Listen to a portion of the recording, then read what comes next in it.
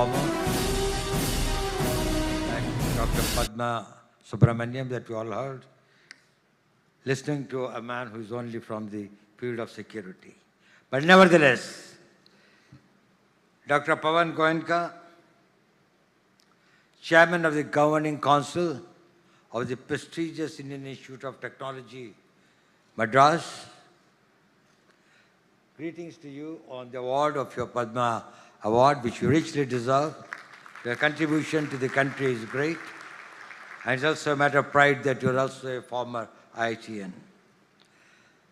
Dr. V. Kamakoti, Director of IIT, whom I hold in one of the highest esteems, and whose contribution to, not only to the institution and to the discipline of engineering and technology, but to the nation at large, has been tremendous. My association with him now for nearly a decade has been stupendous. And I'll tell you that in very, very difficult times, he had held our hand and has continued to guide and give us a lot of comfort and a lot of support. Esteemed members of the Senate, members of the staff, graduating students and their families, distinguished guests, ladies and gentlemen, I really feel honored and delighted to be here at this hallowed institution of a great reputation, which has got the first of many kinds to its credit, whose contribution, whose pioneership, whose new initiatives has been of a great value to this nation. I must say that to be here on this very solemn occasion is a matter of great privilege for me. I also take this opportunity to congratulate all the young graduates, the most fortunate ones, the one in the history of this nation, which I'll tell you why, that why you are the most fortunate generation of in last 1,000 years of India's history. And once again, I'm also grateful to the director who invited me here. Gentlemen, firstly, you should all be very proud that you belong to an institution of which tomorrow you will be the alma mater, the Indian Institute of Technology, Madras, which has produced 48,000 graduates like you who have served the nation and has made a great name for themselves and for their country. What you have achieved is great. You have proven intelligence, dexterity, commitment, by which you have been able to achieve, which very few in this country aspire and are able to achieve it as a reality. You also have got a great future ahead. There's no doubt about it. The world is before you to succeed. The point is whether you will be able to intertwine your growth and progress with something beyond you. Will you be able to contribute to the society, to the country, to the civilization to which you owe a lot? When Director Kamakoti asked me to be here, obviously I was quite reluctant. I never make public appearances. As Dr. Goenka just told me, first time I'm seeing you anywhere in a public platform in last 7 years. I don't know when was it that it was the last 7 years, but normally I never go. But firstly, my respect for Professor Kamakoti is one thing. But secondly, I had a very small message to give to you. And I thought that I will take this opportunity to convey a very small message. But before that, I will have to provide you a perspective.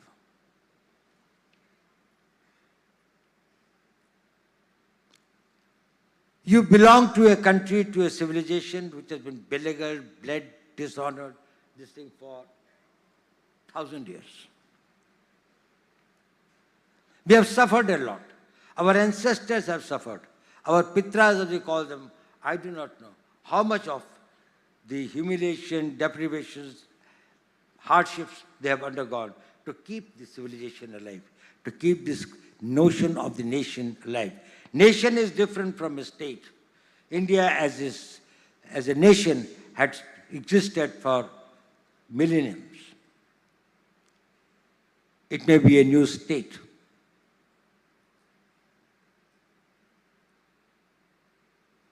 Even when we got independence in 1947,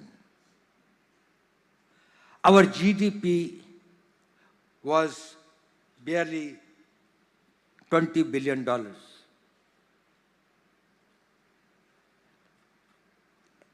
Less than 1.9% of what it is today.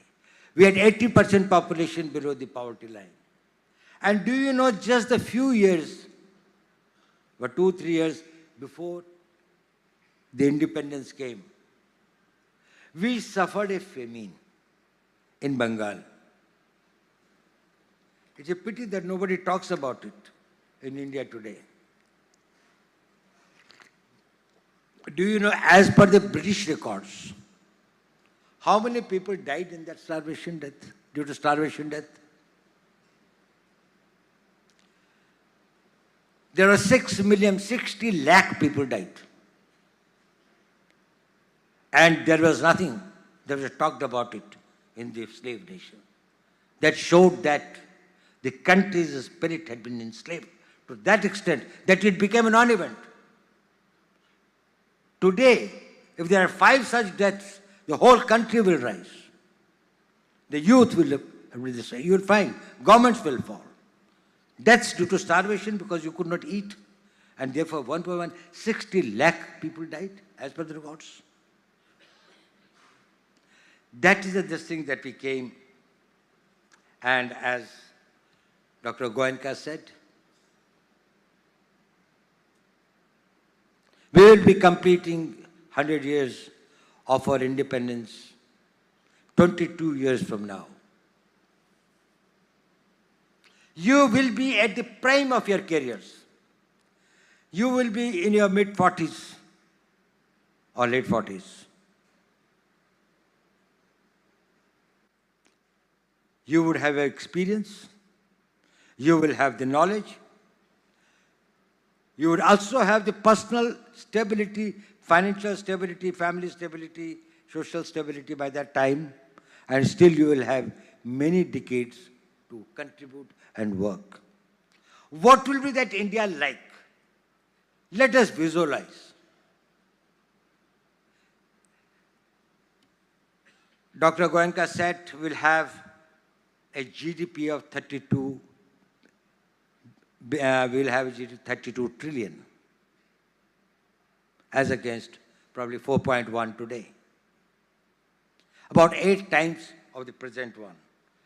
Our per capita income will be about $22,000 per head, per person, from 2,500 now.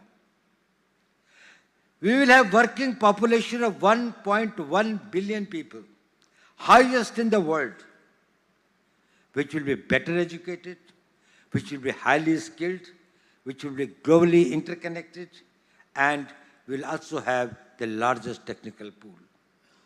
In contrast, China will have a squeezed 700 million, 23% less than what it is today. We will have the world's largest military force. At present, 1.9% of GDP of 4.1 trillion, we have got a budget of $77 billion. If it's a 32 trillion economy, and even if we spend only a substantially low percentage of 1.9% of our GDP, we will have a defense budget of 700 crores. We will be world's one of the biggest global market because we will have a burgeoning middle class.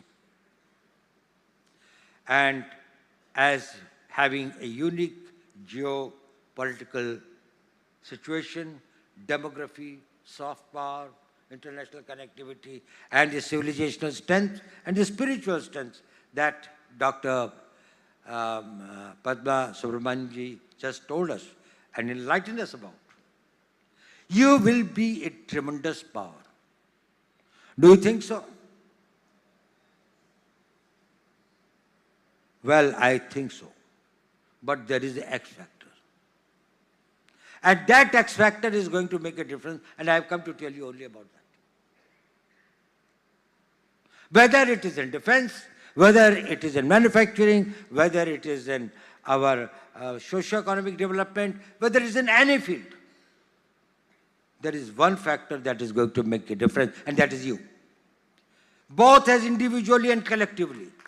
Next 22 years, what you do and what you contribute, with what mindset and with what passion you live the life, that will determine what will happen to this nation. This is technology. If we have the technology, if we can surpass the technology, if we can meet the challenge of technology, if we have the technology warriors, we will be able to achieve not this, but much beyond it. But if we fail here, you miss it for many centuries to come. In the last 1,000 years, such a time has not come, and this is the generation who has got the time, and the challenge is yours. If you master it, countries' technological needs are going to be vast in every field, in every walk of life. We want it. But there are some critical areas. There are critical and emerging technologies that we'll have to probably look at with much greater, where we'll have to get much greater focus. It is important because our needs are multiple and diverse. But every nation has got some core needs. And first need is survival. You can have everything in the world. That will mean nothing if you don't survive. And we are in the business of saying that even if I perish, the country survives. If you become the technology warriors, you may perish, your technology must survive, the nation may survive. The debt that we owe to our ancestors, we are able to avenge our history. Indeed, we need an ecosystem of technology, high resources, infrastructure. But what we need most are the men like you. You must have heard many stories. There was a young scientist in Cambridge, young boy. In the Second World War, do you know who changed the history of the Second World War? You know him by the name of the man who started, father of computing. His name was Alan Turing. He found he could break the Enigma machine's code. And thereafter, all the U-boats and all the communications of the German army were intercepted, and the entire shape of the battle from 1943, from the late 42, actually it started turning. He died young at the age of 44. Very few of you know that he was a spy. He was an intelligence man working for the MI6. And he was inserted this task of breaking the German code. Today, to guide, protect, and take this country ahead. You know, something happened in 2020. It was slightly a bad experience for us. We had a certain, we had a little fight. Of course, ultimately we were able to get everything, But certain decisions were taken. And one of the decisions that was taken is we are going to completely indigenize our communication systems, and 5G will not be imported from anywhere. It is necessary for our data protection, it is necessary for our communications, it was necessary for many security needs. At the same time, the country could not afford to lose the technology battle and remain behind and get decades behind.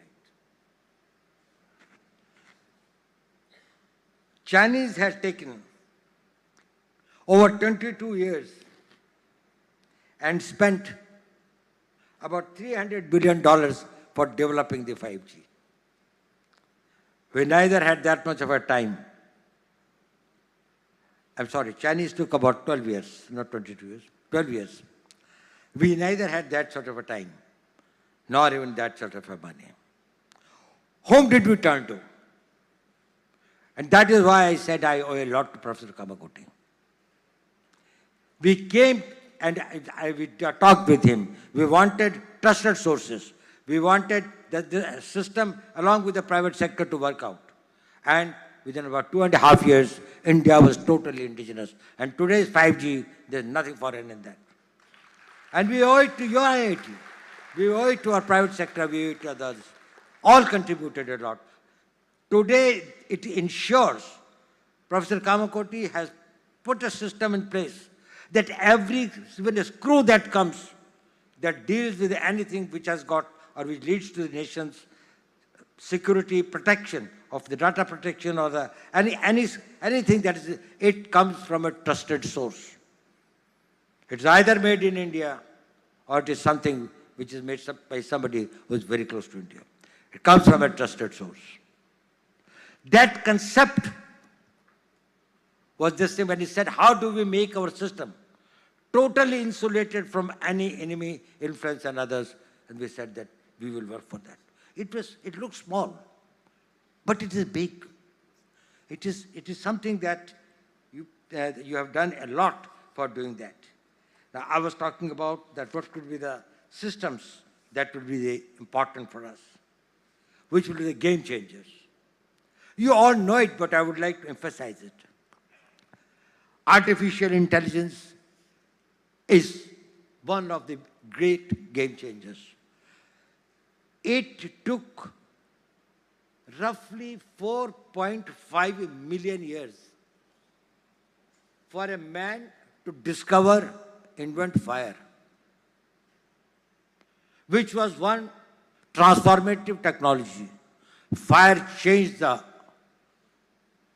whole concept of the world, the way the man lived. Another 2 lakh years, this thing, the wheel.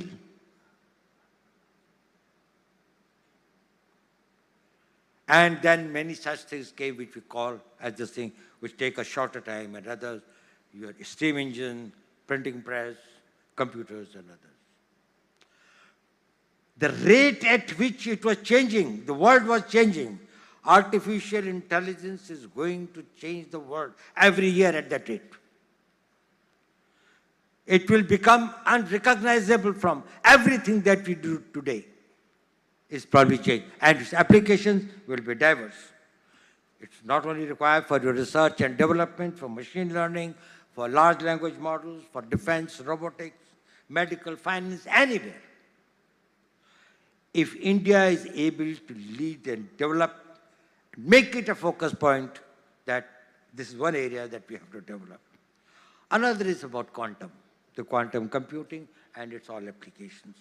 Utilizing the principles of superpositioning and entanglement, it can make tremendous difference in what we can achieve.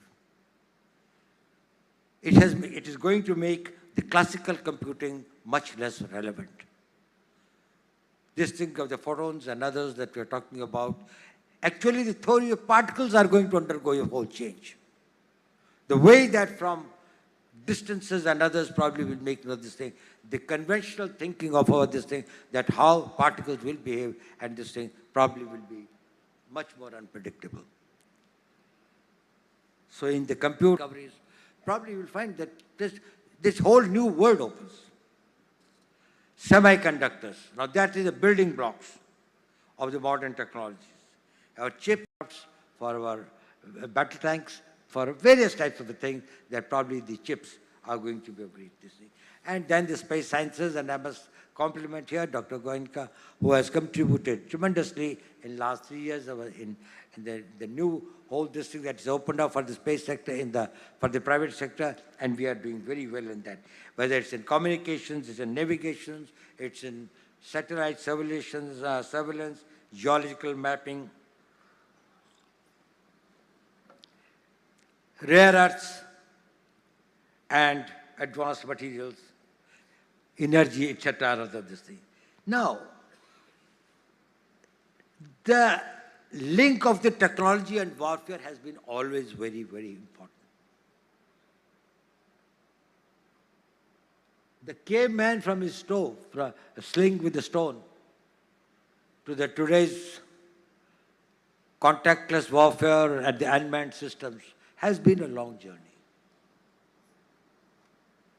Do you know one of the biggest empires which ruled for 2,500 years? One of the most important reasons why it was defeated and was finished by the northeastern tribals of Europe, known as the Germanians, and later the Byzantines by the Turks. Because the Romans were good horse riders, but never used stirrups. Now stirrups are the iron this thing on which you stand. Whereas from the Genghis Khan time, from the Mongolian this thing, these tribals had known that on their horses and their ponies, they could stand in the stirrups. So you can play with the sword. Standing there, you can throw a spear with that.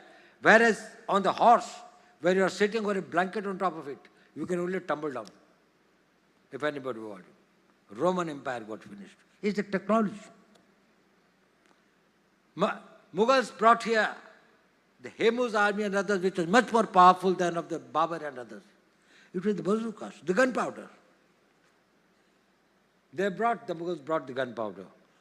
And the Indian elephants started reversing their direction and stepping over their own troops. It is the technology. We have to develop our indigenous technology. Mention was made here of sindoor. We are really proud of it, not for necessarily what people perceive. That how much of an indigenous content was there. We are proud of it, that some of the best systems that worked, whether it was our BrahMos systems, whether it was our integrated air control and command systems, whether it was our radars, whether it was the whole this of things that was being done at the battlefield surveillance about the position of theirs. We decided to have 9 terrorist targets in the crisscross of Pakistan. It was not only the border area something, which we thought were there this way. We missed none. We hit nowhere else except that. And it is also not that was a very, it was precise to the point where we knew who is where.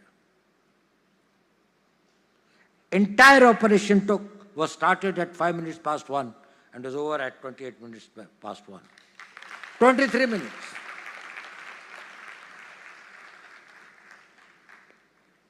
Thereafter, a lot of things are said that this thing, foreign press and all these things, they said Pakistan did that and this. You tell me one photograph, one imagery. In, these days, these imageries are from the satellites all over the world. They are this thing, which shows any Indian damage being done, even a glass pane having been torn. Forces will be knowing what's happening in this thing, but I am just telling, they brought out photographs, they wrote this thing, the New York Times put out this thing. Only imagery, they said 13 air bases of now and now, before 10th May and after 10th May.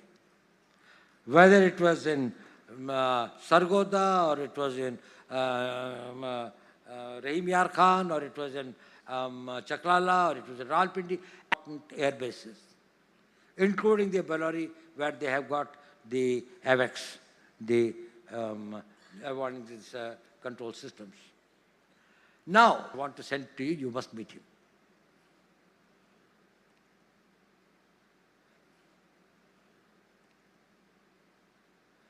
I said, okay, send him sometime. So he came, he told me.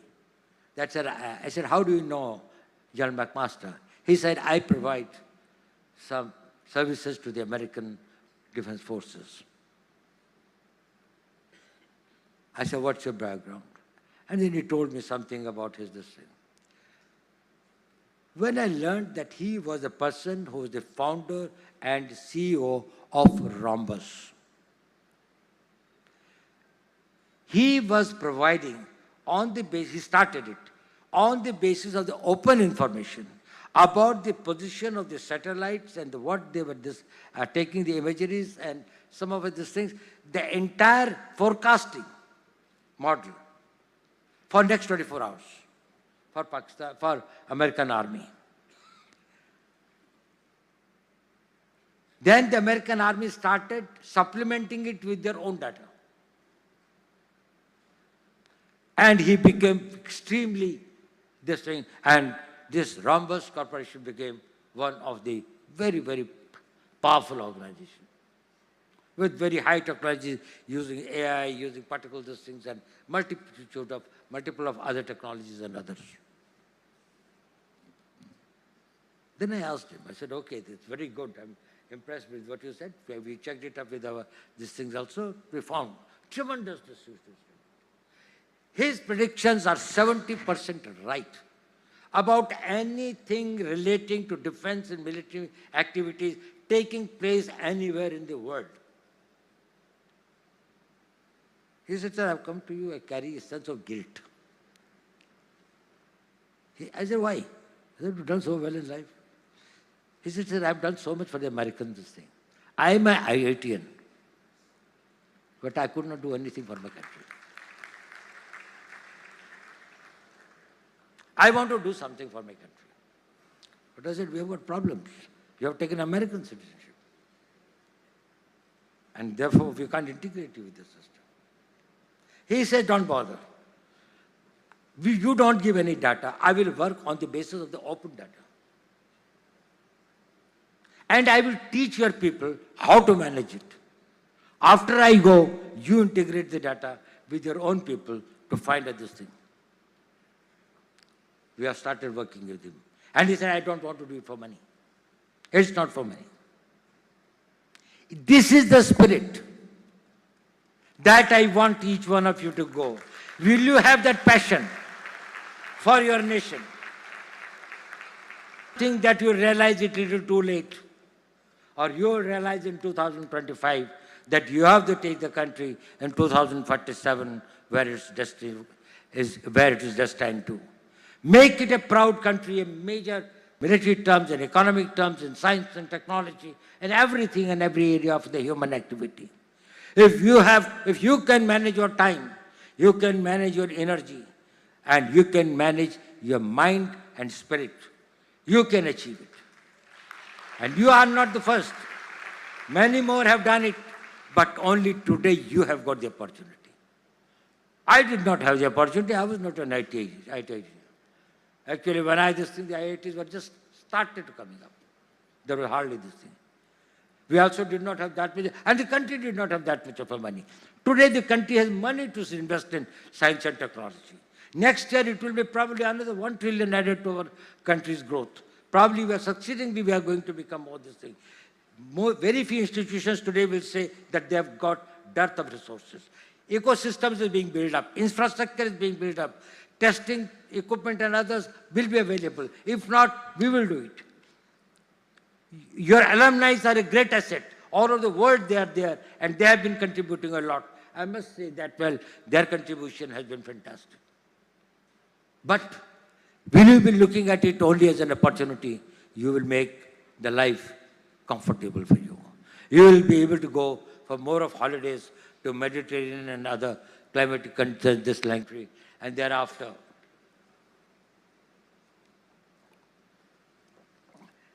You can call that life successful. I will tell you one small incident before I conclude. during Second World War, in the concentration camps, there were many Jews who were kept there. One of them was a psychiatrist, and very from Austria, whom Hitler had this thing and others. When he started looking, and then he was shifted, he started feeling the people coming to concentration camps, many of them were perishing, some in 3 months, some in 5 months, some 6 months. But this man, since he was this thing and there are certain things against him, he was kept for a very long time, almost the whole duration of the war, about 4.5 years, about 4 years. And was shifted from one concentration camp to another concentration camp of the Jews and others. He found hundreds of Jews, rather thousands of Jews dying. But even strangely, some survive. And he started taking notes. He said he writes. He wrote a book after coming out. There is an old lady of 74 or 75.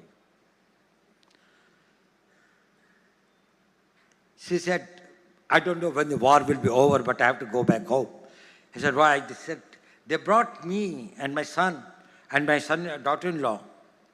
But my granddaughter, about 4 years is left behind. I have to go back to get her. And groom her, train her, whatever is that, bring her up and all these things. I feel very restless. I want the war to be over. She survived. Then, few years after the war, he met this old woman on the street with a teenager girl. He said, how are you? He said, fine. He said, this is my granddaughter. She found this old lady was now healthier, looking better than others. So he wrote a book, which became one of the bestsellers. And also in psychology, it's one of the game-changing contribution. His name was Viktor Frankl. He said, the name of his book was, well, I think it was, whose life has a meaning, only they survive. You are useless when your life loses its meaning. You may be a billionaire or you may be a pauper, it doesn't matter. As long as there is a meaning, you will survive. You live to achieve something. If you have got nothing to achieve, if you have got nothing to, you can't pay this thing after the match is over. If there is no goal post, where is this thing of my skills? You give me a goal post. Even out of death I will come out. Your willpower, your spiritual power takes you out. This institution gives you the meaning. Your energy gives you the meaning. Your circumstances of this thing give you a meaning. This nation gives here with you. I am over 80. I have lived my life. But I know this country has got a very great future. But there is a factor, and that is you. Do your best and give your best. I wish you my best wishes.